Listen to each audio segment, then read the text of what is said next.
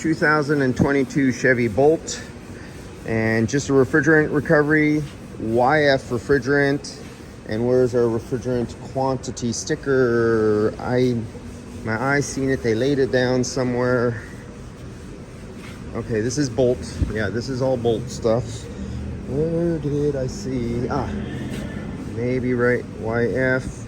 No, that's not it. This thing has almost a kilo of refrigerant. This is a large capacity refrigerant thing, and well, we'll come back to that, but I know this is a lot of refrigerant inside this because we have 2 expansion valves and a lot of heat to dissipate. The more heat, the more refrigerant you need, the more surface area, the more you need to move.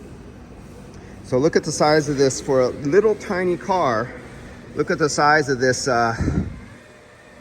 receiver dryer. So it has a mass storage to buffer, and it's not a heat pump because I'm pretty sure it's not a heat pump because there's no accumulator, so they don't have a heat accumulator on here, so it's not a heat pump. It's just straight cool, but it has 2 expansion valves. See this little entanglement right here? This is a plate heat exchanger. There's the expansion valve right there.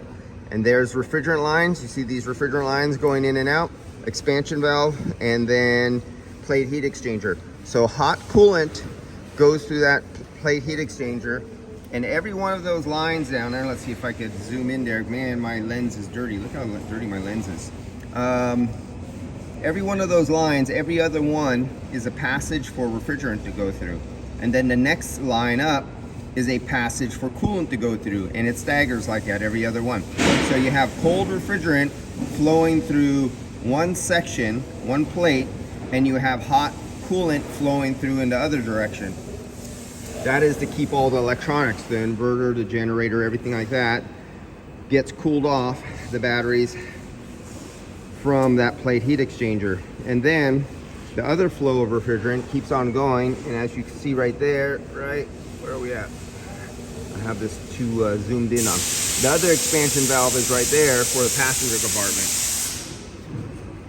So let's recover this refrigerant. Let's turn it on. Okay, we're on. Let's open it. We're not open yet. Open this up. We're down. Open. Not open yet. This is open. Yep, gotta open that. So we're open there, and now 1, 2, 3, go. Now we're recovering refrigerant. So we're recovering refrigerant through the low side, and YF refrigerant. And why do I keep thinking I've seen the sticker for this thing? I'll come back to that. Now we have the Ionic right here. This thing, Ion Q6 is this one right here. This is another fully electric vehicle, 100%. Kind of futuristic looking. You know, these are designs we seen back in the 90s and 2000s. All electric, heat exchanger city.